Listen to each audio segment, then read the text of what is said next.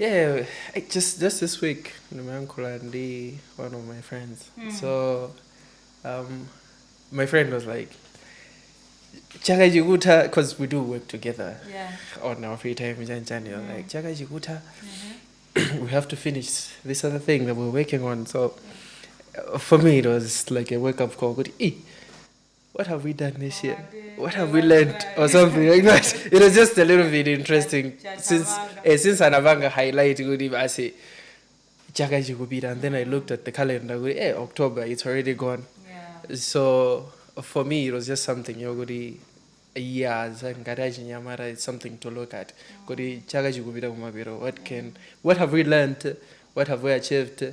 Or maybe what are we planning to maybe do next year or something like that, which is just interesting. So why did I bring that up?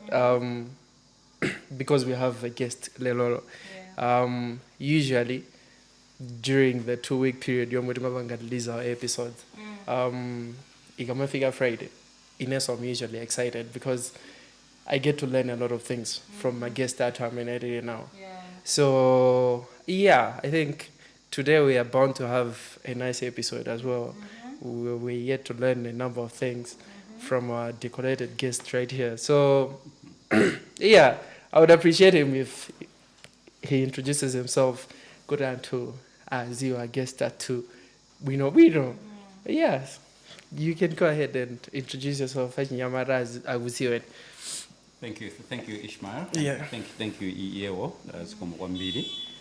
Actually, your name Iyewo means Zikomo. That's correct. So that's very convenient, actually, because I would like to start from there. Zikomo Wambiri for having me. Yeah. Thanks so much for having me. Pleasure. So Zinalangandi Mavuto Bamusi. Mavuto Bamusi, in terms of my professional expertise, so let me say that I'm a political scientist. I do a lot of political analysis. And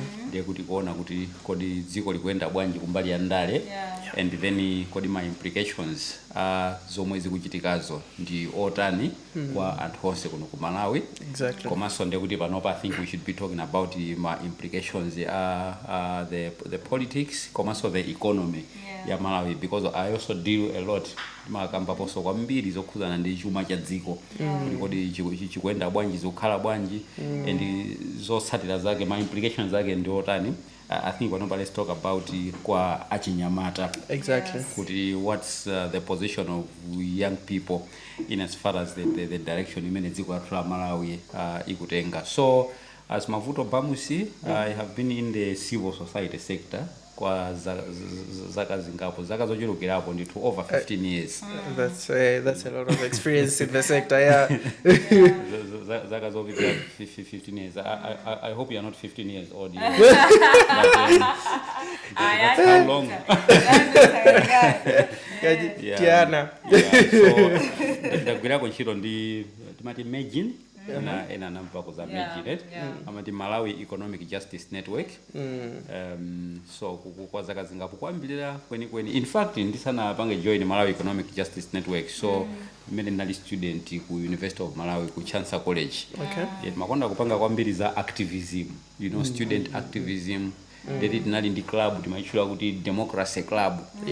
And how imene yonde tomaphunzitsana za human rights ndi chani, kodi democracy ndi chani. And then nditamalizana ku school ndikupita ndikuyamba Malawi Economic Justice Network. Kenako after zaka zingapo nagwira koso ntchito ku timati HRCC, Human Rights Consultative Committee. Plus mabungwe ena pakatipa komano ndiye tinazakhalako so advisor wa president, presidential advisor. Zokhuza nkhani zake zomwezi kumulangiza president zokhuza ndi civil society za governance komanso kuti dziko likuyenda bwanji. So in brief mina mwachidule that's who I am.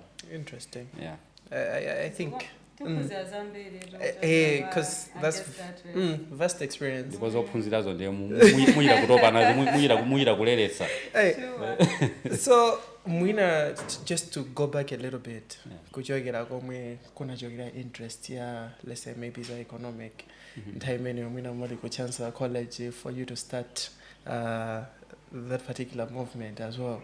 What inspired you, or what brought up Zinthu ngati zimene kuti you should be involved into this particular field?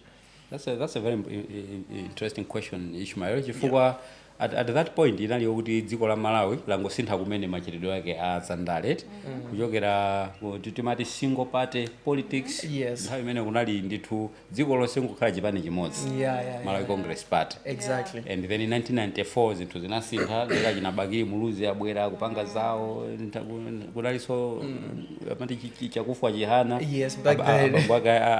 Enoki chihana. Ndiye kuti at that point nkhani zokhuzana ndi democracy kapena human rights kapena kuti governance, even ma concept ngati accountability analiwo kuti sanakhazikike bwinobwino. Ndiye tinangoganizana kuchansa college kuti I think tionekeso kuti ndifanya mara okuganiza ball, tiyambise club ichela democracy club, kuti ngati ma student tizithaso kuphunzitsana zinthu ngati zimene zizi. And then it happened kuti kunali office ina against yama Germans, the German government amati GTZ, panopa amachula kuti GIZ, koma poyamba amachula kuti GTZ, ndiye amachula kuti GTZ democracy. Ndiye anatipasako ka funding, basi ndikuyamba nokupeza kuti tapanga expand many national initiative for civic education nice imakhazikitsidwa, ndiye kuti ife also were part and parcel of that. Ndiye kuti the main motivation imene chinapangisa nokuti I think itiyambe kutakataka choncho was this desire, the passion to fill the gap. Exactly. Kuti akhala ngati dziko lili kusintha, there are political shifts which are happening, there are economic shifts which are happening, but the people are left behind. You see, and the people are left behind, and at that time we could also say kuti even achinyamata so there were actually a bigger chunk of that demographic dividend imene naliwo kuti was left behind. Komano, as the years went by, chama 2005, 2006, the interest in another ambaso kubwera kuzana ndi economic governance. Ndiye actually nkhani ya economic governance imachokera pa economic justice. Zijazo kuti kumaona kuti dziko liyinde la sintha, komano anthu ake adakali mu mphawi. You see kuti mwina anthu amene akulemera ndi omwewo kagulu kakenso kochepa. Ndiye anthu amene anambano kukhala nosauka kumakhakata kupanga multiply, kukhala ngati kuti poverty jamuyipanga multiply mwadala. So that ignited the passion in me. Imene no nakalowa nayo ku Malawi Economic Justice Network, ndikumaphatikiza nokuti political governance ikhale kuti ikwenderaso limodzi ndi economic governance, chifukwa timanena kuti good politics makes good economics. Exactly. Komanso mukakhati dziko likupanga practice good economics, ndale zakenso zimakhala ngati zikukhalanso za machuwa. Zimene zozo ndithu believe me, maiko amene ndale zake zimakhalira zoti zofoira zosokonekera, ma economy yawo so amakhala utani opanga zokhazo. I'll give you an example ya DRC. Ku DR Congo ndi dziko lolemera kwambiri, ma minerals, kuli ma forest, big rivers. Actually it can be the likuzokhala dziko lolemera kwambiri pa dziko lonse lapansi. Koma there is a bad politics there, mwina security yake yosokonekera, and as a result economic potential imene ali nayo simaonekeranso. Ndeti manena kuti pa maiko 10 osaukisisa pa dziko lapansi, DR Congo iliso muti ili momwemo. Koma you can have a lot of resources, a lot of it. Actually maina ama minerals onse amene ali pa dziko lapansi amapezeka ku DR Congo. Literally everything. Koma they are at war, amakhala kuti akungolimbana okhaokha. So all that is part of economic governance. Komano the funny thing is that nachula za maiko 10 osaukisisa pa dziko lapansi, Malawi so ili muti mkati momwe madabo akuti kuti mkulu.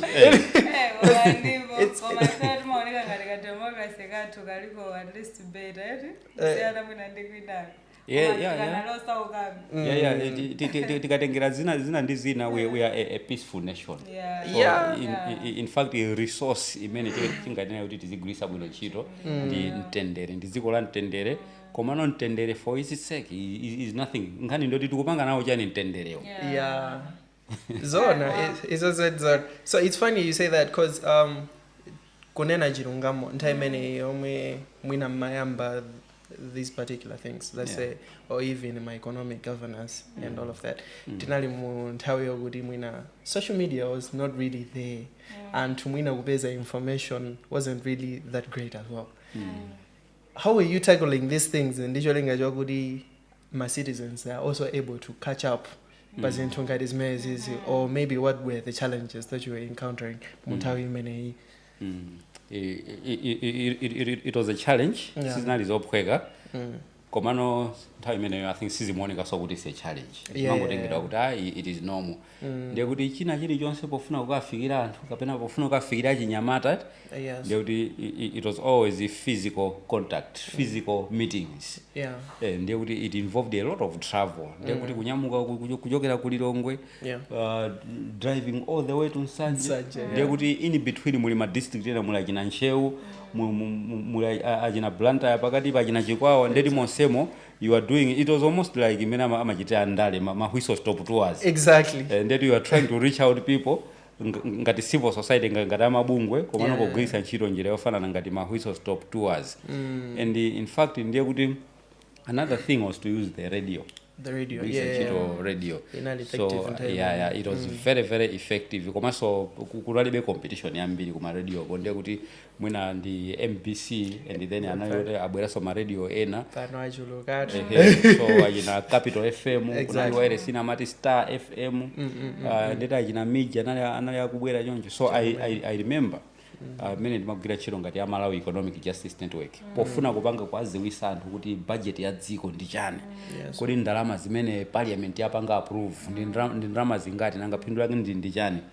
So we would make sure kuti tipange ma program pa ma radio onse kumana makhala ma phone in programs ndi zina zoterozo. So zimenezo zimachitika chifukwa chokuti I think social media ajina WhatsApp ndeti nthawi amene asana khazikike ajina Facebook munthu ukamva kuti ali Facebook account kumaita kudabwa zivakhazo dawisa kuti kodi ndi challenge zinatheka bwanji kuti iye akhali ndi Facebook account ndikuvukira time ndidolo kwambiri amene tikupanga login pa munthu pa phone ya munthu just to see kuti kodi Facebook cover khala bwanji. I think back in the day. Interesting. So I think since we are talking about the economy as well, ndikuphatikiza the government, just recently I think we have seen a shift in the political era now. Tikusinta kujoka government ina coming ko government ina. So from your lens as an expert, you've been involved in this entire what are the opportunities maybe that this new government can maybe leverage in order to help even Achinyamata and the citizens that we have? How can they leverage this?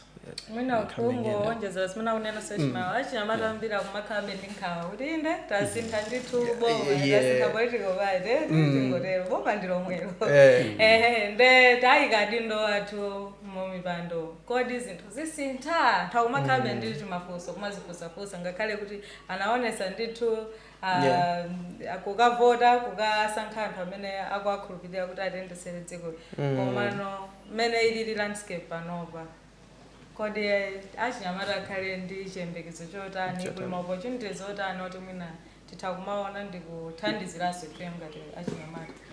Very important. Pali zinthu zitatu yewo komanso Ishmael chifukwa tukamba za leveraging it kuona kuti ndi zinthu ziti zimene zingakhale ngati ma stepping stones yokuti zimene zozo zikachitika bwino ndiye kuti achinyamata apeza phindu chifukwa timanena kuti ndiyankhuleso ngati political science kuti zisankho zikachitika imene chimakhala ngati amati a contract. It is a social contract between the citizens and the government. So anthu amene akulamulira ajawo, the ones who are in government leadership positions, ali maudindo amene ajawo on trust. 100%. So there is an issue to do with the trust. Kutanthauza kuti aini yake amene tikuyenera kupanga dictate the terms ya tsogolo la dziko linoli ndi ifeyo. especially achinyamata. Exactly. Ngasipa jetumanena kuti the majority of the population yathu ndi achinyamata. So you yeo and Ishmael, you are supposed to dictate. Osachita so kumaka pempha kuboma. Pena zobachita umvesa chisoni. Akuti tikupempha boma kuti litipase chitukuko chakuti. No, you're not supposed to beg. You are not supposed to beg. Exactly. On top of that, a majority of achinyamata amene ndi ma business ena so mwina ali mu ntchito amalipira misonkho. So on that basis, from the political science perspective, ndiye kuti leverage opportunity yoyamba ndi imene yokuti tili ndi constitutional setup, tili ndi ndondomeko ya malamulo athu imene ili a democratic setup imene imapereka mphamvu ku anthu.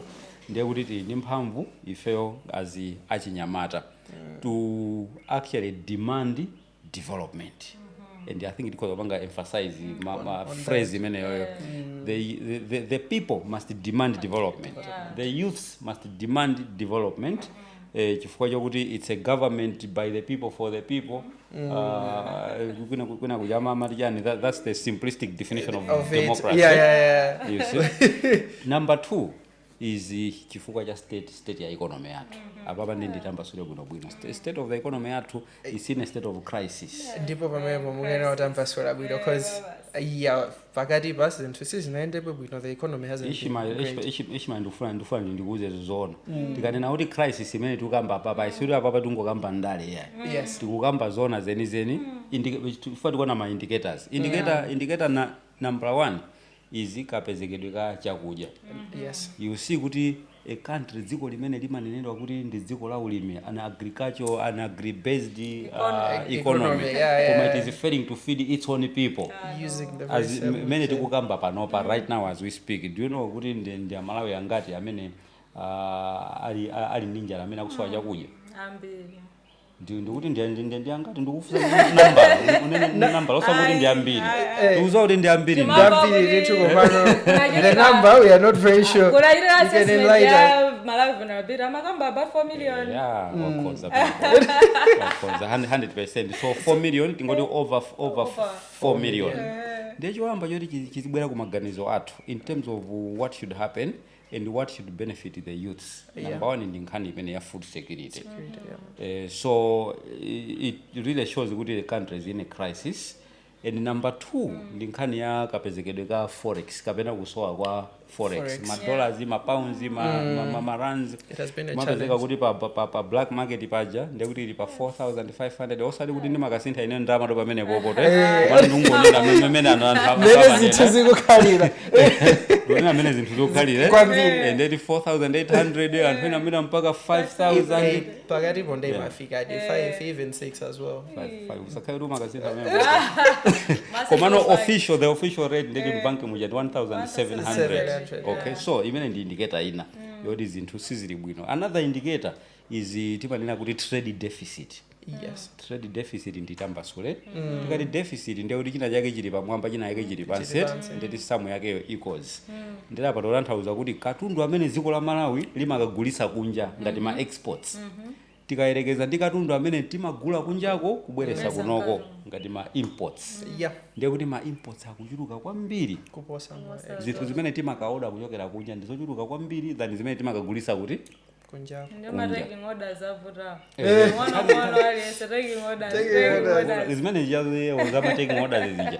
Tinena kuti tipange no substitute. Ku economics timanena so kuti import substitution.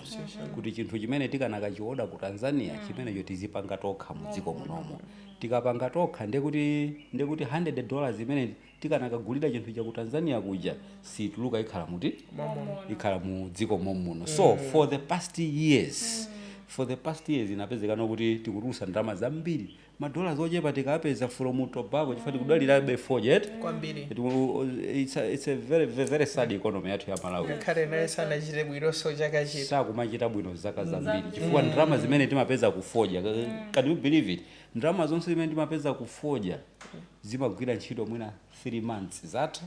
Ndiye kuti madollars zonse forex yonse imene tingapeze ku auction kufoja kujako within 3 months yatha. Komanso yathera chani pamenepo ibangothera bilu yolipira kugula mafuta a galimoto basi yeti zinthu zimene timafunika kuti zina zitigulire forex ndi fertilizer ndeti fertilizer amene kusidame kumugula ndiye kuti mankhwala akuchipatala chifukwa mankhwala ambiri so sitimapanga tokha siti ukamba tu ma herbal drugs no Oba ene oti tikapita ku Central tikapeza bwino ndi zomwe zikutha forex ndeti ukamba papa kuti tikamba za economic crisis nanga simunandifunsa kuti what can we leverage on so as young people as youths komanso as dziko lonse la Malawi chinthu china ndiye chokhudzana ndi ngongole imene dziko lino lili nalo tinoti public debt chifukwa chokuti sili kugulisa zinthu zambiri kumayiko akunja therefore dzikoli siti kukhala ndi forex yokwanira chuma chathu ndati sichikuyenda bwino ndalama zokuti zilowe mu budget yoti zigwire ntchito zosiyanasiyana ndalama zochepa kwambiri ma expenditures athu ali very high tikayerekeza ndi income imene boma limapeza ndiye ku masamu a boma samanena kuti income amati revenue chizungu chake pamene iziza za income zindi za makomo kapena za maoffice mwanu muno kuti kodi income ya office pano njani komano language ya boma ya ku Ministry of Finance imanena kuti revenue ndiye revenue ndiyo chepa kwambiri pamene expenditure ndi amwamba kwambiri as a result ndiye boma lija likuvutika kuti nangano anthu ogwira ntchito mboma alipira chani nanga zina ndi zina mabilu amboma apangira chani nanga funa kagule fertilizer ndalama zichokera kuti ndi as a result boma limene latulukali lakhala likukongola kwambiri ndalama tingoti maboma onse ambuyo omwe akhalanso akumakongola kwambiri komano the Chakwera administration inazakongola ndalama zochuluka kwambiri to the extent kuti right now umene tukamba panopa chingongole cha dziko la Malawi chadusa pa 18 trillion kwacha 18 trillion ndiye kuti kutanthauza kuti ndalama zimene aimwara yakumatolera misonkho zambiri zikuthera ukabweza chani ngongole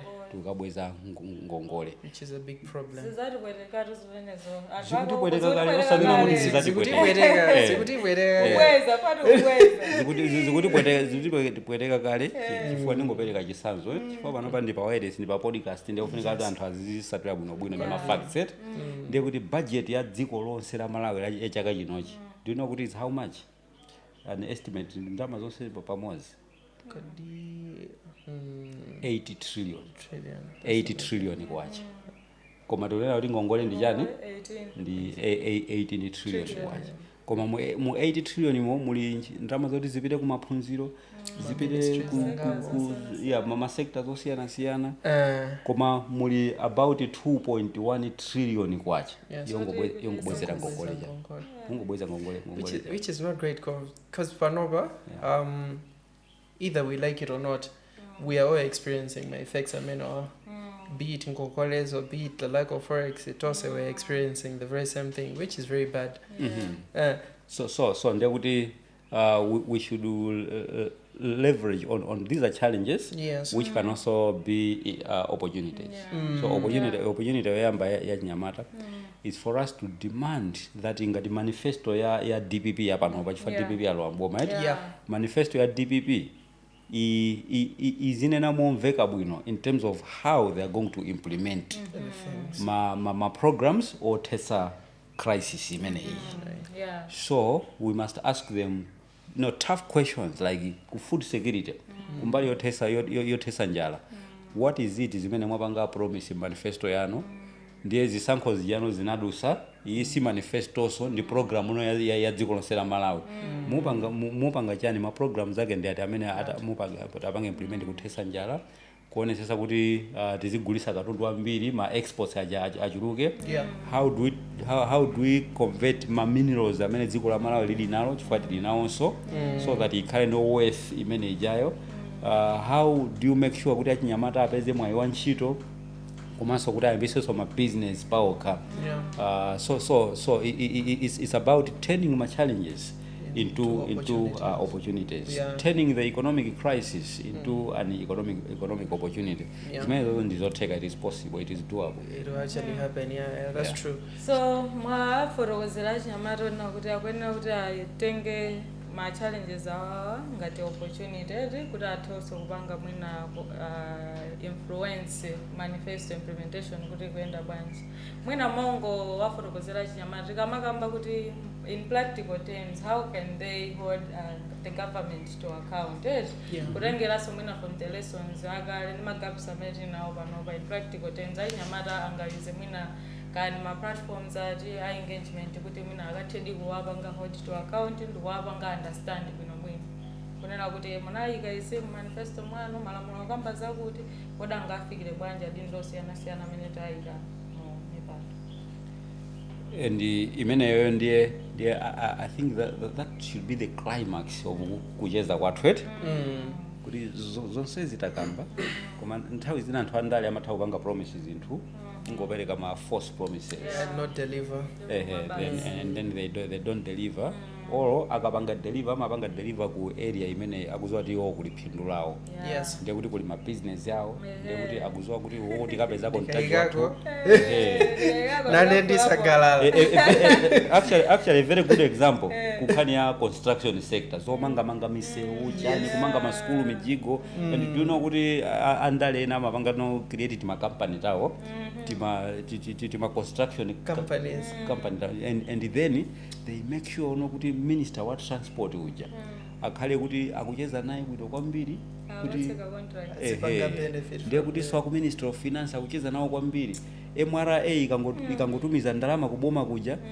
aisesa kuti ndalama yoyambirira kutuluka kubomako ipite ku construction iko chifata kuzoa kuti kumeleko ndiko kuli chani mtaji wawo therefore how do we hold them accountable choyamba as youths we need to we need to strengthen my platforms for demanding accountability.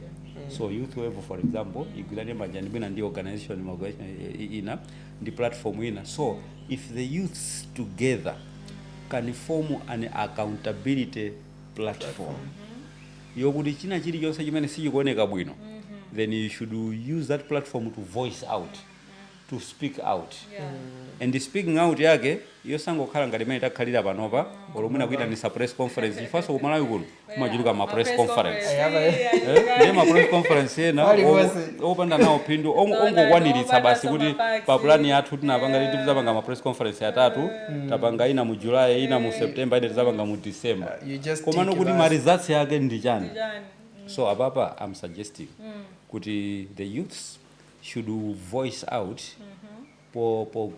pogwirisa ntchito research ma facts chachiwiri voicing out with the aim of transforming the economic and the political system apopo mwachisanzo ngati tikuziwa kuti anthu ena akubandira maboma if we know kuti there is corruption then ifeyo we must rise up and speak out and make sure kuti anthu amene ali connected to madilu ngati amenewo ngati ali amboma ali ma offices they should get out, they should be removed from the offices ngati ali minister for example ku agriculture there was a time kunamveka kuti anakagula fertilizer ku butchery company nake so ya ku UK yokuti simapanga za fertilizer ndi pang'ono pomwe komano ndrama zambiri zinatengedwa kupita kumene kuchako so I'm just giving an example kuti at that point ndiye kuti platform yathu ya chinyamata inaendelea to rise up and demand kuti ma officers onse aku Ministry of Agriculture who were involved in that should be removed from their official positions kaya ma suspensions kaya ma interdiction amene ndiye kuti so mbali naye anti corruption bureau ikugwira ntchito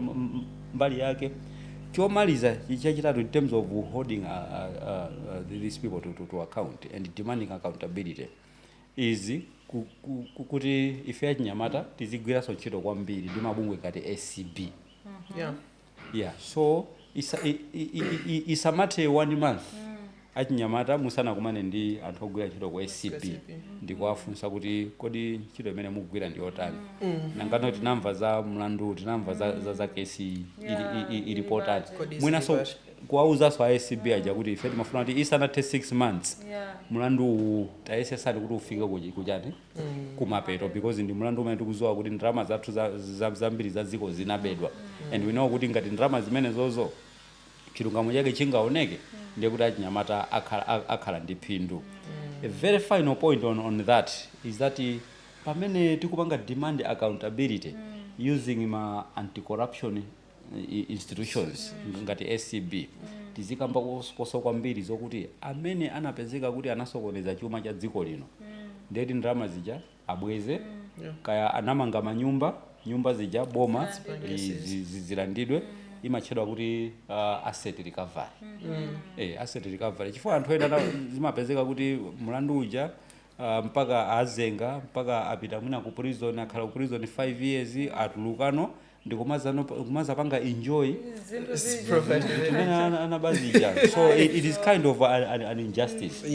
So I am suggesting kuti demanding accountability yathu ikhale action oriented, ikhale research oriented, komanso ikhale ma voices osati omango yankhulapo koma ikhale ma voices okuti ma assets yathu should be recovered. Komano uziwa yeo kuti izi zigwire ndi Ishmael kuti izi zigwire it means ife achinyamata afe tisalowese sondale ma voices.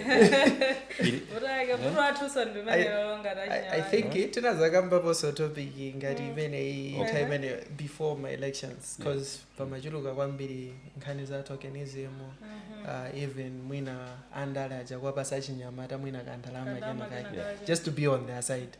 Exactly. So I feel like on my side I feel like it's a common thing kuti mwina achinyamata aja akapezeka kuti ayamba kuyankhula but at the end of the day apasaka banzi ukadelo zinthu zathapo muona kuti which is a problem. Demanding accountability ikumavuta kwambiri mu civil society yathu chifukwa mumakhala ma divisions ndiye kuti kagulu kena ka civil society kali mbali ya chipani cholamula kena kali kumpali ya opposition enanso mwina akuapasati mabanzi mkatimo. And you know banzi yaikulu imene inachitika ku Malawi kunoko it's very sad inali ku HRDC. I'm sorry to say this koma I think we have to say this. So Human Rights Defenders Coalition ena anapezeka kuti asankha unduna ena mmene muja apasa maudindo tunena pano pali ali kuma embassy ndi ma diplomats koma zimene jazi ndi zabwino kuti ma civil society azipasula so maudindo koma no the question is implication yake ndiyotani to the civil society movement. Ndiye zimapezeka nokuti pamene dziko la Malawi limadusa mu fuel crisis mafuta akuvuta koma civil society yangokhala inazi civil society ndipo wiki pano. So we should avoid kuti the youth movement kuno ku Malawi pamene tikufuna kupanga strengthen platform ya for demanding accountability tisalole kuti ndali zipanga so weekend we should just be neutral and objective. That's actually true. So ngati you've been involved in this particular space and you're still running up until now. Let's say wachinyamata nkatine ori mwina ndifuna ndiyambe zinthu ngati zimene zizi to avoid some of these implications in this and this. What advice would you actually give me, or maybe wachinyamata wina waje ori afuna yambe naye so just to improve our lives kuti tikamapita chitsogolo ikhale dziko lomwe ifeyo tikufuna monga anthu akuti timapita ndithu ukavota or something else like that. What kind of advice would you give this person or direction? Advice yoyamba imene ndingapereke in fact the advice yo ili pawiri two pieces of advice. Yoyamba is to cultivate interest in reading and researching. Mwachisanzo mwina IMF ifuna ibwerese ubale wake ndi dziko la Malawi koma noti mavati kumakhala ma conditions ma conditionalities ena abwino ena osakhala abwino ndiye kuti a young person, a youth must generate interest kuti kodi amene kuwerenga kwambiri mwina you can spend literally the whole day just reading about the IMF trying to understand it. So you must research, do your own research. Ndikodi kumaiko ena kumene kunachitika ubale pakati pa IMF ndi dziko limenelo anapindula bwanji nanga zotsatira zake zinakhala zotani. So by kukhala ndi chidwi kupanga kafukufuku pawekha ndithu tikati kafukufuku nthawi zonse sindetu upite ku field ukafunsa anthu mafunso. You can just do a desk research, ngona ma newspapers, have a bunch of newspapers, and see kuti kodi ku Kenya zinachitika bwanji achinyamata anali patsogolo ku Kenya kupita pa street chifukwa kuti they were not happen ndi fundo zina zimene IMF imabweresa. So I'm just giving an example. Piece advice one is to have interest to read. Now it's easier nowadays in the technologies. So you can access a lot of information using the gadgets. Advice yachiwiri komanso yomaliza is kukhala olimba mtima. Just that, just be courageous. Akomaopa dito mayuthi kuti akamba kuyankhula mwina china yake chachitikira ndipo muzamvetsesa ye wakakhala kuti akuopa pali china yake chimene chikuapangisadi kuti akhale ndi mantha. Kwa nthawi zina you are not sure kuti kodi tikalankhula papa sikutulukira nyamata azikwanje. Ndiye apopo patakutulukira nyamata wachikwa nyama zizizi munthu suopa kuyena ali kuti uope ndithu. Now this is where courage is important. Koma courage yake inde ya munthu mmodzi komano courage ya mphamvu ndi kuti anthu 4 or 5 if you hold each other's hands, I think word yake khali mene yoyo kuti collective courage. The moment we nurture collective courage ndiye kuti olazi kwanjewo akhoza kungokhulisa zikwanje zija mutalamo kunsewu panjapo kenako azibwerera zipita zokuti nawonso mafana akungana kwambiri. And zimene zizi ndikunena chifukwa chokuti to do advocacy. Manena kuti advocacy can be a risky venture sometimes. Chifukwa chani? Chifukwa chokuti tikamapanga advocacy tikupanga challenge the status quo. Status quo yake ndi otani? Status quo yake ndi imene the elites anthu amene ali olemera kale akufuna apange protect my interests awo azilemera ndi kulemererabe kugwiritsa ntchito njira ngati corruption ndi zina zoterozo. Ndi system imene ndiye kuti akuluakulu andale agwirana manja ndi akuluakulu ama business. Imachedwa kuti state business relations. Ndiye kuti akuluakulu andalewo ndi akuluakulu ama business akagwirizana kuuzana chochita ndiye kuti ma contract onse ma procurement ambiri azipita kuti kaya ndi ma tenders zonse akapanga introduce kuti kukwera ma mega farms ndiye kuti opindula ndi ma mega farms kagulu wake ndikati ndikomweko ndiye akudziwana kuti ma youth sona akungana zisakukondwera nazo. Sakukondwera nazo afuna tipange challenge ndiye kuti wajagulisa ntchito njira zina zokuti akuopsezene zokuti atuopseze because it's the fight against poverty. Why? Chifukwa kuti poverty kapena umphawi umapindulira anthu olemera. The more you have poor people in the system, the poor are serving the interests of the rich. And my system athu osangoti kuno kukha ku Malawi komano pa dziko lonse lapansi. It's very common. It's very common. You find kuti kumapezeka always there are two groups of people in society. The haves and the have-nots. The rich and the poor. Opeza bwino ndi osapeza bwino. Ndi osapeza bwino akupezeka kuti sakupeza bwino benthawi zonse chifukwa chokuti awawa opeza bwinowa they are benefiting from kusapeza bwino kwa ndani kwa wawa. So they will try to protect that kind of system. That's where civil society comes in. That's where the youths ma movement achinyamatafe we have to come in and disrupt that kind of order. And to disrupt it you need to be courageous. Chifukwa ndeti ukusokondera mtaji wa wena. Using njira za corruption izo anthu ena ndekuti akutumiza anawo kuma school odula chifukwa chokuti chifata akukwanisa kutumiza anawo kuma school odula chifukwa ndi ndrama zimene apeza mu njira za chinyengo. Akutha kugula zimagali moto zovuta kwambiri zimene zili mtown mo. Have you noticed Ishmael kuti all of a sudden misewu yathu ku Malawi muli ma Ford Ranger ovuta?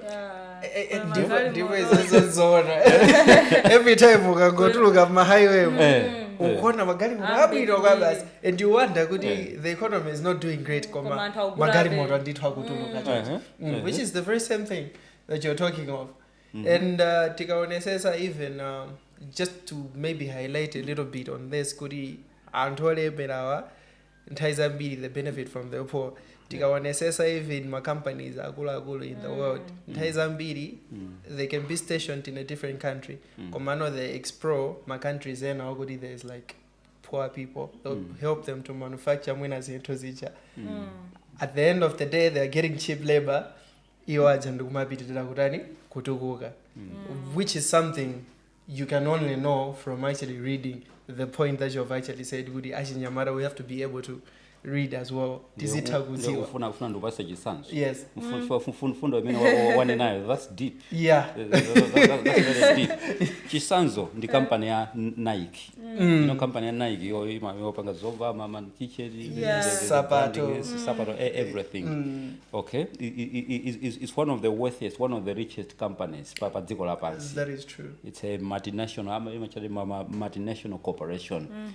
Komano headquarters yake ili ku US. Yes. Okay. Komano ku US simukapeza kuti kuli warehouse kapena kuli factory yo panga zinthu izizi. Factory yake ili kuti koma factory yake ali kuti ali ku Asia, ku East Asia. Exactly. Ngani yake ndimene ukunenayo kuti akusatira kumene kuchako cheap labor.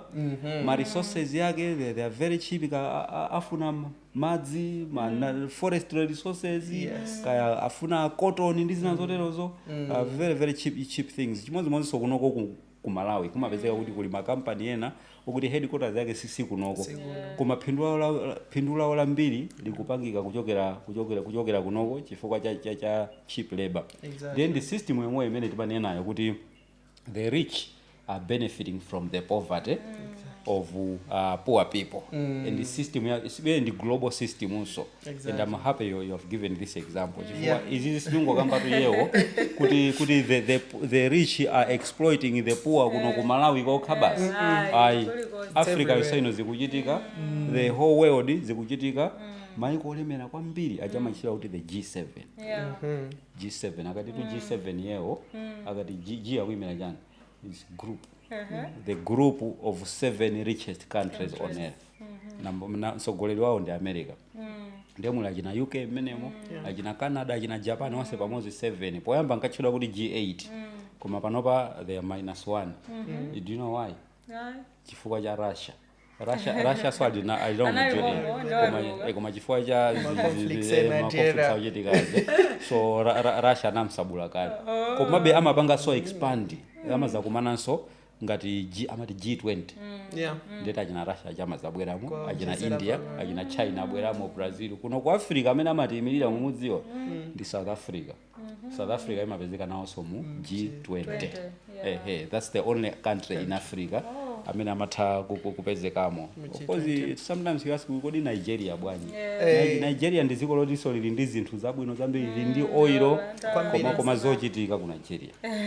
Okay, so ababa tangopereka zisanzo zokuti the worth, the rich will always aim at exploiting the poor, the vulnerable. And kuno ku Malawi poverty yathu ndi ambiri kwambiri. Among the top 10, sometimes the top 5 poorest countries mu dziko la pansi.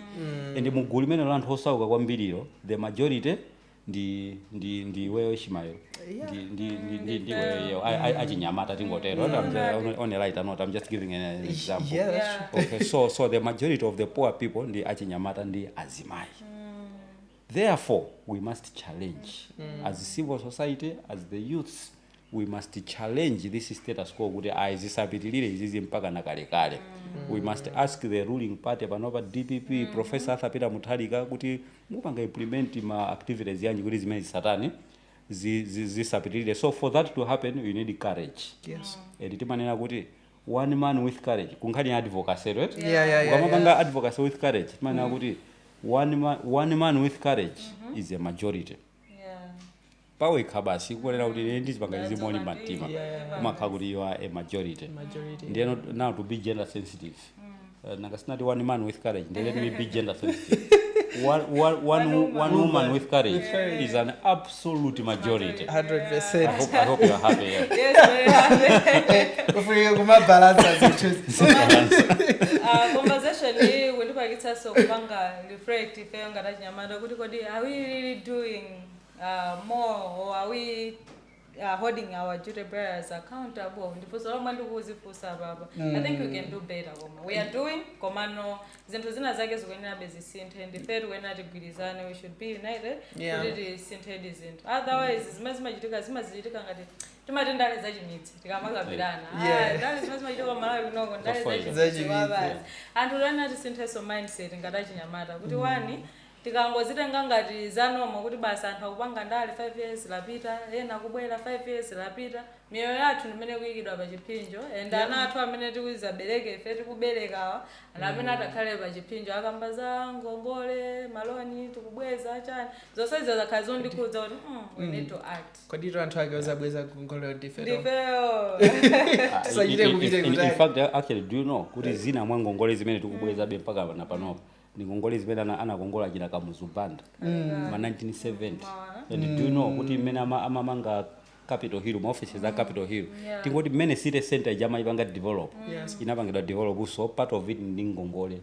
Of course ina thandizo chabe chokera ku boma la South Africa, chifukwa nthawi imene boma la Kamuzu limagwirira na kwambiri ndi boma la Tsabunda la ku South Africa lijamatira apartheid.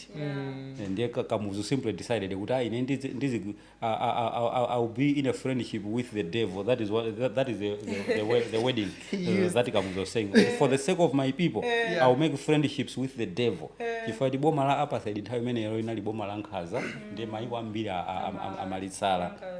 amalisala. So ndiye kuti kunali kukongola ndalama nthawi imene ija zomangira nsewa wa M1 kuti nsewa the main road timachwa kuti M1 from Chitipa kuti kamwambira kusonge ukalonga mpaka na kusanje that M1 road. Part of it unamangidwa ndi drama za ngongole. Lezi napezekano kuti as years went on mpaka bakidi muluzi anatha president ndiye kuti timakhala tikubweza ngongole zimene anakongola nthawi imene jayo, ndiye kuti samuluzi nawo samakongola so drama pa boma lawo, ndiye kuti abingo atabwera amabweza ngongole ziti zimenezo, ndiye kuti Joyce Banda so atabwera akongolako zaka 2 years zawo zija, ndiye kuti tikuonjezera tikubweza. So ndifuna nani nakwambira ija kuti if we are not careful, actually as youth activists, ngati pali chinthu chokuti tichikambe with a lot of courage, is the debt crisis. We must fight the debt problem, and we must do advocacy ya debt cancellation, komanso chizungu china amati debt restructuring. Debt restructuring kuti abwanji amene atibwereka ndramawo atikhululukira kapena atipaseko nthawi yonjezera yotalikirako yobwezera ndrama zimenezo. So this is a huge campaign ya debt restructuring, a debt transparency campaign. Kuti so ngati akubwereka ndalama abomawa, and this must be the message to the current boma la President Professor Athapina Mutali, kuti ngati angakhala ni maganizo oti azakongoleso ndrama zina, ifeyo achinyamata tizifunsa kai kuti kodi ndrama cholinga chake ndi chani. Chifukwa zambiri timangomva kuti aya kongola ndalama zakira nchiranji. In fact ndinene mosindikiza papa ndikuyanganaso pa kamera kuti ngati achinyamata muli ndi ntchito yanu yoyamba so ikuyenda kukhala yopanga demand debt transparency, kuti boma pamene likufuna likongole ndalama lidzitsimikiza kai kuti cholinga chokongolera ndalamacho ndi chachitukuko. Chifukwa ndalama zina zimene zakongoledwa eti kukongola ndalama chifukwa zimakhala zomvetsa chisoni, kukongola ndalama cholinga ili mukagule chimanga asizona chimodzi iweyewo kulena kuti ufuna ukongole ndrama kwa Ishmael cholinga choti ufuna ukagule meshi zimene zosagwira. Komano utanena kuti Ishmael ndikongoze ndrama ndifuna ndikagule malo ndapeza plot pena pake, izi zimene ndizomveka. So those are things that as a country we have not been doing well. So we have been borrowing a lot for consumption instead of borrowing for development. For investment. Just to like help ourselves as well, at the end of the day. Ndimaseka in between mene magamba zokuti ngolete nazi yapakale kale. So I'm just imagining kuti inende kuti ndiyo itunabadwa tiri mungongole actually tadikira ka Ishmael ndeti mmene mabadwa iniyo mu mabadwa muli ndi ngongole kungobadwa kumene unena kuti iwe ukabweze ngongole.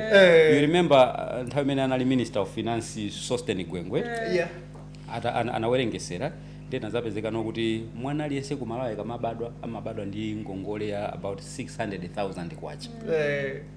Kungobadwa kokha chifukwa yokuti economy yathu ndiyo foira, economy yathu is very down. But now compare that ndi dziko ngati Botswana. Ku Botswana mwana akamabadwa ali ndi surplus, mani boma limakhala lokuti lili naye ndalama mwana uja. And model imene yoyo inachokera kwambiri so ku Norway. Ku Norway ndiye nanji ku Norway mwana akamabadwa amakhala kuti mwinaso mwanayo ali ndi 1 billion kwacha. Yokuti boma likuyenera kuti kungoyika pambali osadazigwisa ntchito koma in case of anything zikhoza kutero imene imatchedwa kuti sovereign wealth fund. Mukazamva chizungu choti sovereign wealth fund imeneyo ndi manifesto ya MCP anazakhanga kuti afuna ilowerere koma you know what happened. They're not realistic. Okay. So now, from your experience, since you've been involved in this, and as we were in the conversation, munazaka mbapo zona gudi let's say ogamba nthawi nake kuti mwina wayamba za advocacy mwina ogamba bad about mwina boma la gudi amazaona ngati mwina ndi wambali yotsutsa kapena ndi wambali nayi. From your experience, in your mene munkayamba at a young age, time in mwina college, until were they not suspecting anything? Could you're part of a certain party or any other political group where you just want to bash mwina and train and all that? How was it like? That actually that used to happen a lot, especially nditangomaliza kumene ku Chansa College. Yes. Ndekuti tapanga join Malawi Economic Justice Network. At that point inali nthawi ya boma la UDF la Bakiri Muluzi la chair. Ndi nthawi imene yonso za civil society zokuti anthu ako aboma kuti apange accept kuti civil society so imakhala part and parcel of governance azisanakhazikike kwenikweni ndi kumakhala resistance yovuta zija zokuti mwina mukamba chinthu cha straightforward ngati tufuna tidziwe kuti ndalama za mankhwala kuchipatala zikuenda bwanji nanga mankhwala amene mwagulawa kuti are they essential kapena mangogula zimankhwala zochuluka kwambiri chifukwa wina akamafuna ati apeze profit isochuluka umene koko chifukwa it used to happen actually kuti amatha kugula mankhwala ambiri ku central medical stores kena kono kuzamva kuti akonza tsiku lotcha mankhwala tsiku ndithu lapadera tsiku lotcha mankhwala ndi umadabwa kuti anagula ndi afuna autche bwanji and then zimapezeka nokuti ma hospital administrator mpena mazana kuti mankhwala amene anagulawa isuti ife timafuna they not needed at all ndiye ife timafunsa mafunso ngati amene ajawo and pofunsa zoterozo ndiye IUDF samatonera kukondwa lisamatonera kukonda and there was a time actually amatitumizira anyamata ku UDF munali anyamata sozunguza amacha kuti ma young democrats mukazango about young democrats ku UDF they were associated with violence just like almost Japan chili yonse chimakhala associated ndi anyamata ake so zimene zozo ifendeti timakumana nazo. There was a time actually we could not stay in our offices ku Malawi Economic Justice Network for almost 2 weeks. Chifukwa chokuti we were dipped ubudake umakhala apolisi ena otikondaswa na amathauna operation yakuti for the next 1 week or 2 weeks mwana muzika pangira operate kwina ndezi machitika ndithu ndiye kuti poenda pansewo paja mugali moto muja ndiye kuti route kuchita kuikonza bwino kuti ngati tupita ku Blantyre maendeleo yake kwenda mwazigiza komanso ndiye utavala zipewa zabwino kuti asachita kuzindikira. So those are some of the challenges that we were encountering. Challenge ina inali yokhuzana ndi kulimbana ndi mabungwe ena omwe ali a international ngati IMF.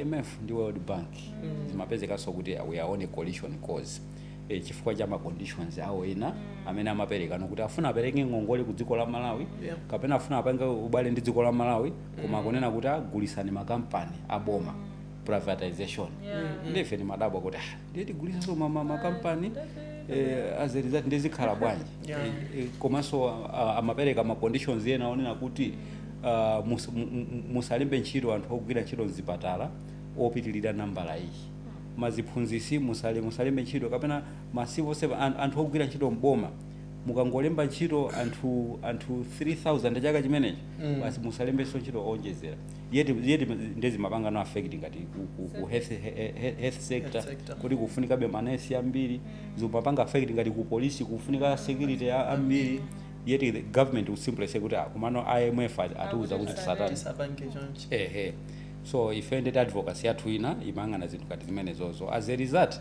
IMF simatonera so kukondwa nanayo so imatilembera zimakalata zina zoti kuchiwerenga chikalata akumaona kuti akutiopseza to apa inde sikuti ndi chikalata choopseza koma zili mkati mmene momo akutiopseza so our point was that no dziko lindilathu we need to support our government to be self-reliant samadalire kwambiri aid tizipanga kwambiri trade ndi mujazina zachitika nthawi ya boma la bingu wa Mutharika so ubwino wake bingu so yachoka UDF wabwera bingu ndi bingu limakhanga kuti tikuvanako chijewa because bingu was simply was saying kuti zimene mukamba IMFzo ngati sizithandiza anthu anga ine sindipanga zimene zozo ndeti ifasivo society timakondwera nayo akoma muthalere zimene zozo ngakhale kumapeto kwayo kwa ulamuliro wa bingu civil society enso ndi bingu makhanga zimakhulana but that is a story for another day ndiye I'm trying to answer your question Ishmael and Yeo kuti kodi zina zimene makumana nazo ndi zotani ndiye komano panali china ndiye nkhani ya political interference kuti no amabwera no ena no ndi mabanzi kuti ati mafuna kuti mwina mupite pawere simukayankhule nkhani koma mukayankhule chonje chifata kuziwa kuti tikakankhula chonje ziyakomera yo yankhule mwa vision yawo amakhala kuti akukonzerani kale chifukwa zimene ikumapanga MPC pano zinambika kale ndiye kuti ayiko cha MPC ja mafunsa basi azingopanga zabwinozo ndi as a result civil society activist umaina kuti ukhale objective ukhale on the side of the people. So I think some of the lessons that I would say ndi zimene zozo chabwino mwina poona kwanu mukaona kumene tikuchokera ngati dziko democracy yathu kufikira panopo mukuona kuti tikupanga progress ndithu kapena mwina tangoyima olo mwina tikubwereranso mbuyo mukamaonikira ma events osewa kuchokera zaka za mbuyo mmene tikusunthira kufikira 2025 ino tikaitenga democracy ngati boma limene ma institutions of accountability akuena kuti apezeke mdzikomo tikhonza kuzipasa good kwa good I think we can rate ourselves highly as Malawi kuti in terms of democratic consolidation we are really making big progress chisanzo china ndi ma elections zisankho zimene tikupanga chifukwa I think measure ina yakuti kudziko kuchitika bwino democracy ndi mmene dziko likupangira zisankho every 5 years kuti ikatha 5 years iye chisankho chikumachitikadi of course nkati makhala zitopotopo komano at the end of the day chisankho chachitika wina president wina wabwera kapena yemwe yakupitirirabe ngati zaka zonjezera so I think we can also rate ourselves better there china chimene I think democracy yathu tingana kuti ikuendapo bwino ndi udindo wa civil societies the role of civil society chifukwa alipo tu maiko anzathu okuti ngakhale olokulankhula mu masuka amene tikupanga chonchimo ndiye kuti azikwanjaja kapena mfuti aja akanalowa kale muno kuti balalisa ndipo akanagwisa ntchito so intelligence zosiyanasiyana inu kumadabwa kuti adziwa bwanji kuti ife tili muno ndipo okay so zimene zo maiko ena zikumachitika koma kuno kwathu ku Malawi I think si kwambiri so civic space civil society space ilipo ma demonstrations amatha kuchitika of course here and there tumakhani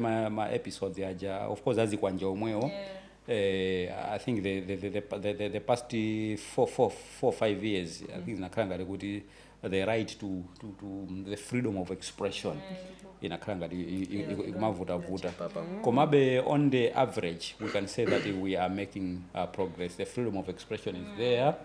Tikhoso kamba za udindo wa maoffice ngati Human Rights Commission ndi ena otero, but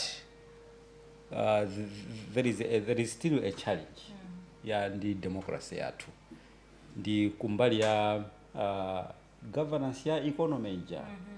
So we have a good political democracy with a bad economic democracy. That's why we still have majority of anthu osauka adakalipobe. So that actually does not make sense. Oxfam, I think muzaone maripoti a Oxfam, right? Every year akumanena kuti inequality kusiyana pakati pa olemera ndi osauka ku Malawi kuno kukuchulukirabe. So that is kind of a paradox kuti dziko lomwe lili peaceful lili ma resources ndi chani koma why is inequality widening? So part of the answer chinthu chimene chikusokoneza kwambiri democracy yathu ndi nkhani ya corruption.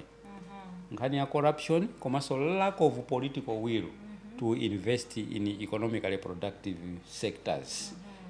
So democracy wise in terms of other things tikuchita bwino komano kumbali inayi sitikuchita bwino. Ndikuchanena kuti equation yake imakhala yokuti good politics will lead to good economy. So ngakhale kuti ndale zathu kwina zikuchita bwino komano tikhoza kunena kuti on the overall tikubwerera mbuyo kwambiri chifukwa chokuti counter ya economy ma indicators ya economic progress sakuchita bwino. So my overall rating is that we are moving two steps forward and then 4 steps backwards. Which is not great. Muna mugona kunkhani ya civic ngati community participation laba. Kuona kuti is the progress ilipo kuti anthu akudziwa ndithu kuti ifeyo ndi ufulu otengapo mbali kunkhani za chitukuko komanso mwina kuwapanga hodi majority bearers accountable at all levels mukaonikira kuchokera mbuyo mfika lero. Are we making progress in terms of community participation? Civic education yachitika kwambiri. I think in the past 20 years or 25 years yachitika kwambiri kuchokera 1994 kufika lero over 30 years. So I think we can tick ourselves positively. However, chimene ndikupangisana kuti the results ya community participation is actually effective ndi nkhani ya umphawi. Chifukwa how do you expect the communities that are hungry to participate in critical processes za dziko lino? That is why muzaona kuti participation yake ndi jano yongofuna kuona kuti anthu alandire zinthu. So people are participating through begging. People, you know, the majority of our communities, and sadly the majority of them are youths, have been reduced to beggars. And even look at my university mwathu. My university mwathu mwasanduka ngati ma refugee camp. Mokuti ma student kuona student is very hungry akusowa chakudya kukalowa mkalasi. Akusowa pogona mwina malo amene akugona mwina kabedi kakang'ono komano anthu follow. Ngati ku prison ndithu. Ambiri akukanika kuti apeze ndalama yolipira tuition fees. True. So zimene zizi ndiye munena no kuti community participation. How do these groups or how do these youths meaningfully participate in national processes? Pamene maganizo awo aganiza kuti kodi mazula ndidya chani ndikagona potali. You see? Ngati nkapanga meeting ina yake nthawi ina yake ndi anthu. Nde of course nayo yokhudzana ndi za gender equality. Ngopereka chitsanzo. Ndati ukambirana ndi anthu aja anangopati za gender equality. Anthu anamba kuchoka modzi-modzi. Ati maona ngati zantukula pakhoma ife. Modzi-modzi kumachoka, modzi-modzi machoka. Moti panali gulu chinantindi cha anthu. Pamene timamaliza meeting, patatsala anthu ochepa kwambiri. Sanzo kuti ndigapudi neso mmene naonera kuti even amabunge kati kamapanga ma programs ati. Pena pake so tipangeso prioritize ku poverty eradication kusiyana ndi zinazo as much as kuti ni ma issues iso koma umphawi uja ndi waukulu ndiye real empowerment tinene kuti real community empowerment imabwera when people are economically empowered. Pamene anthu sakuvutikira kwambiri za chimanga. But the moment a hungry people, a people that are starving, are brought together, no tipangeza za agenda ndizo zotere zimene sigwira.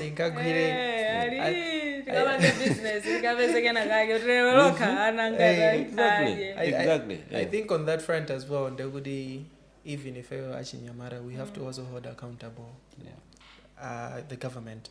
Kurigodi mukupanga introduce even mwina ma institutions what does it handiza mwina onkani andrama just to help Achinyamara to have something. We also have to be able to hold accountable our government on that one. Kurigodi okay, munapanga introduce this particular institution. How is it benefiting? What are the reports? Mwatandiza anthu angati? Exactly, mwatandiza mayouth adi. Mwatandizidwa so anta oniso. Lose so focus kuti mabanga tagera as a result, the poor continue to be the poor. Olevera kukokha olevera. Exactly. So I think at the end of the day, monga iveyonga dachinyamara, we have to be able to do this. But we should be at the forefront. Are these things really helping us economically? Is the impact even there?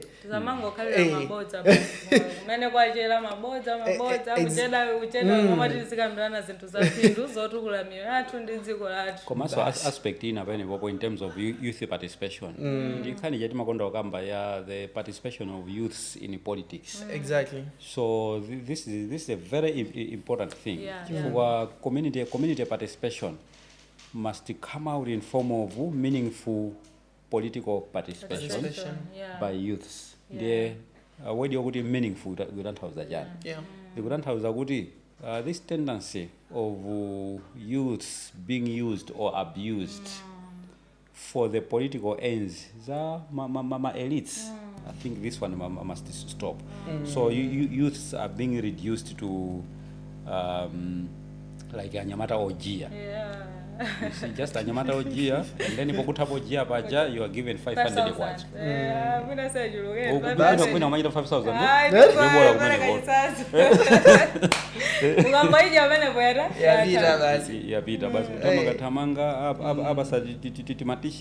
So that is not meaningful at all. Which is crazy because Teza Pidi and to Amangofona Gudibasi because to kugamba zama youth angobwera in that space ikomosa yankola so lompangono not even to throw an idea pamalo panevacha angobwera hapo kungo angoonekera chabe.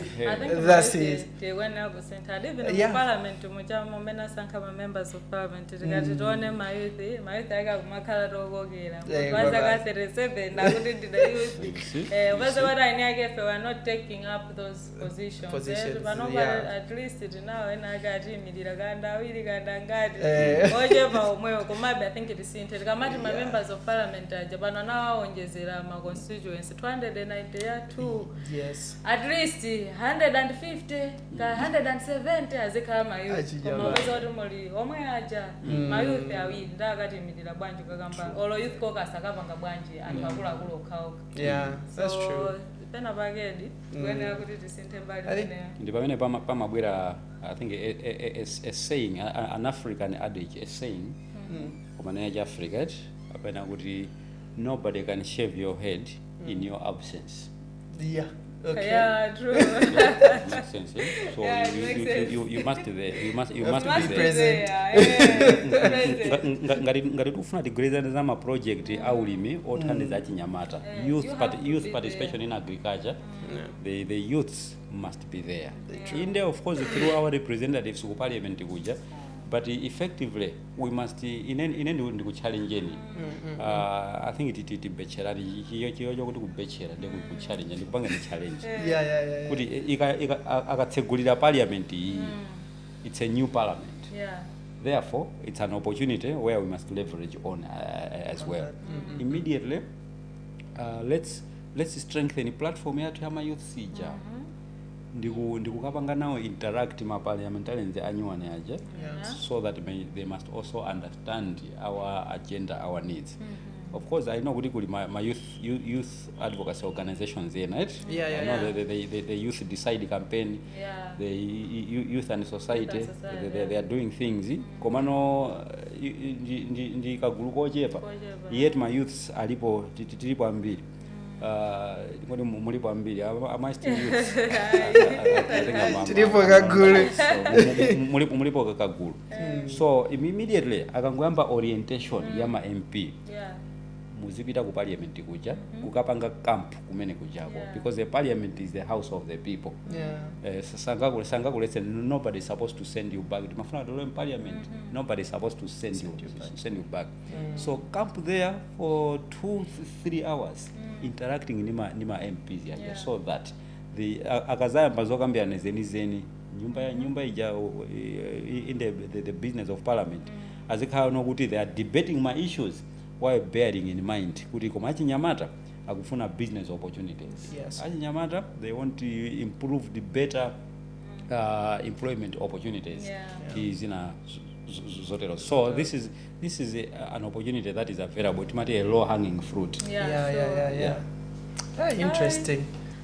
Mwina pomaliza tikutseka tingofuna kuti achinyamata mutithandize kunena kuti kodi tingatsata ndondomeko yanji kuti tikapange hold the government accountable kandi department inake pali njira zotani zimene mwina achinyamata afuna adziwe kuti ngati mufuna mukapange hold mwina mwachitsanzo department yakuti angatsatire ma steps atiwo kuti akafikire adindo aja ndikufufuza zinthu kuti zikuyenda bwanji. Njira zimene zingasatidwe zilipo zisanu ndipo amachera kuti ma advocacy approaches. Chifukwa chonsecho chimene mugwizana kuti mufuna mupangecho ndi advocacy. Advocacy paja ndeti kupanga chinthu cholinga chokuti pena pake zinthu zisinthe. Ndiye njira yoyamba is to arrange official meetings or an official engagement session with the responsible organization. Tipereke mwachisanzo bungwe la NIF kapena bungwe la ESCOM kuti magesa kumazimazima and therefore we want to check on things. Ndiye kuti there is a structure so you as a group, as a youth group, remember kama nkhani ya research komanso wearing it. So you must research the organization first kuti kodi ulamuliro wake umaenda motani. But because these are public bodies, these are public institutions, remember you're not supposed to go there while kneeling down.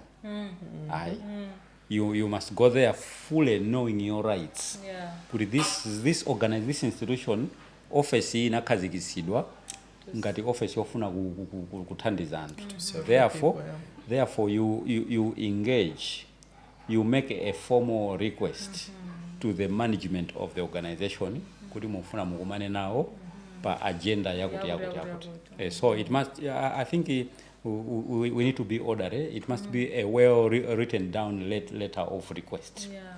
Kuti so sakhala ngati kuti muwazizimusa asadabwe so asakayikire kuti mwina ndinuka gulu kachipani ndi achita kukutumani. So in top another important step in that one is that you must make your identity clear. It must be known kuti ife ndife bungwe lathu dzina lake lakuti we are a registered organization timachita zakuti ndipo tufuna ndikumane nanu pa chifukwa chakuti. And then they must give you time. So step number 1 imene iyi it must be diplomatic. Osapanga zaphuma osangofika kuti tabwera lero kuti a direct asiwa ali kuti pofuna kuma nawo pompa. Tukatenga ngongole.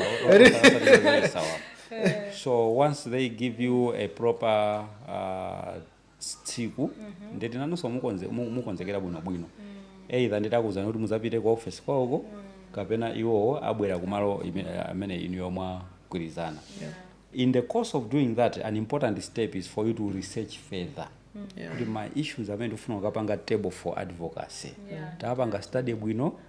Mulibe zabodza mkatimo, mulibe zina zongobweramo zandale, koma well researched issues. Step number 2 ndi ndi imene you can do that through ku parliament.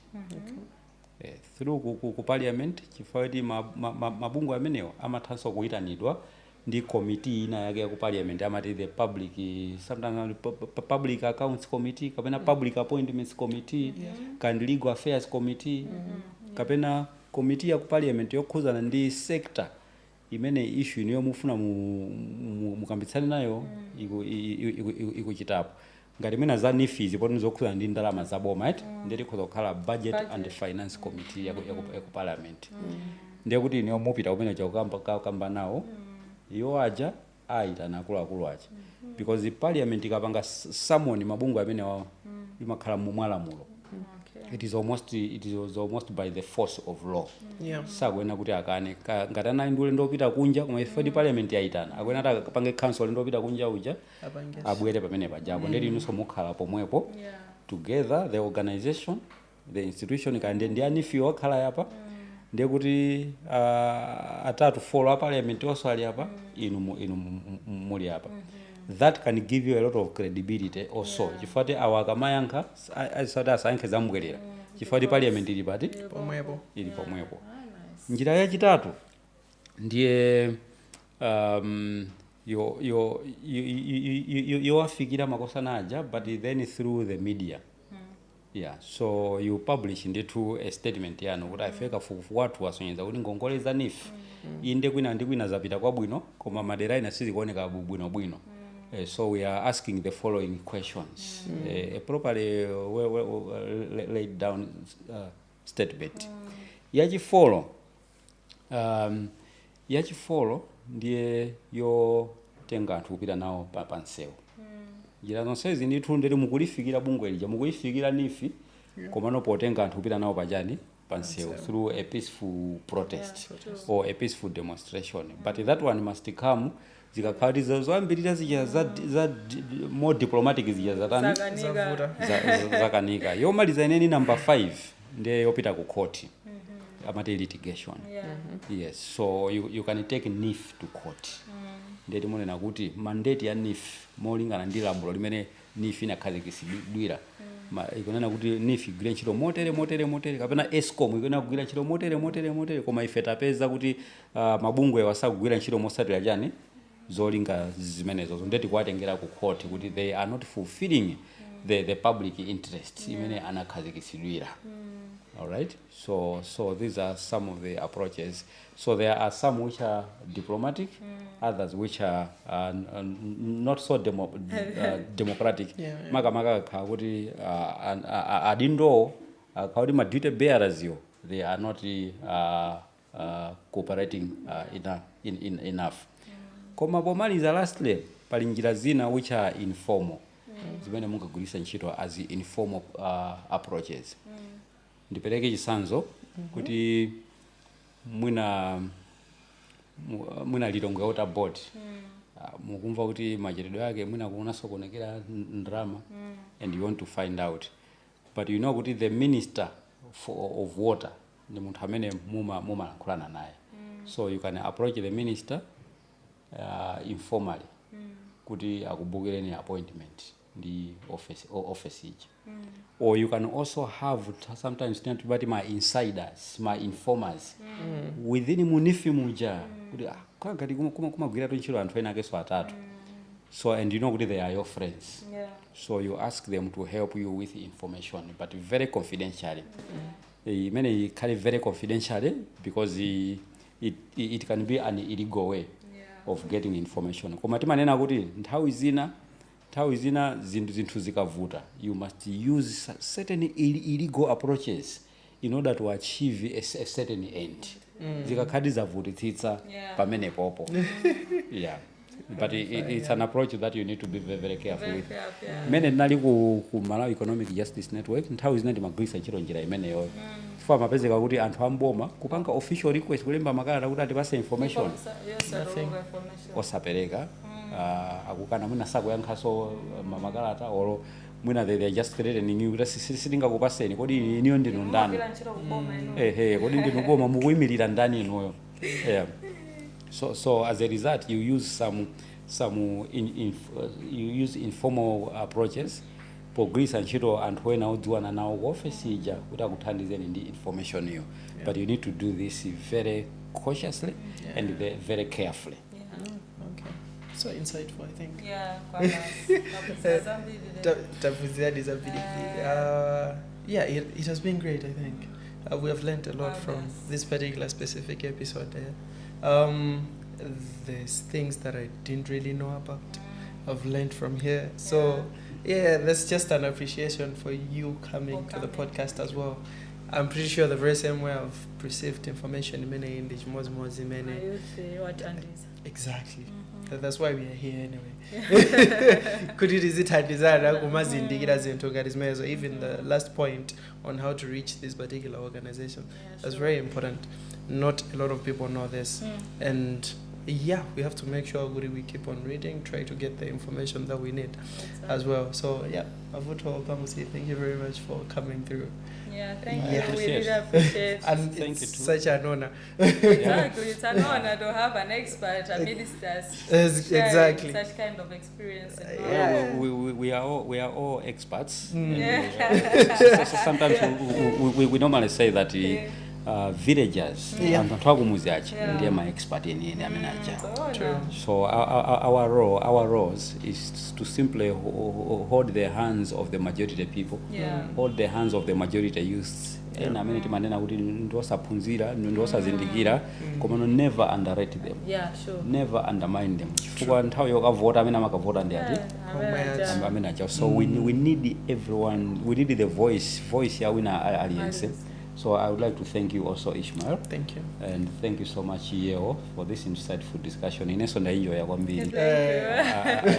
look forward to more. Sure. Yeah, there's always more. Okay, thank you very much. I think that's it from us.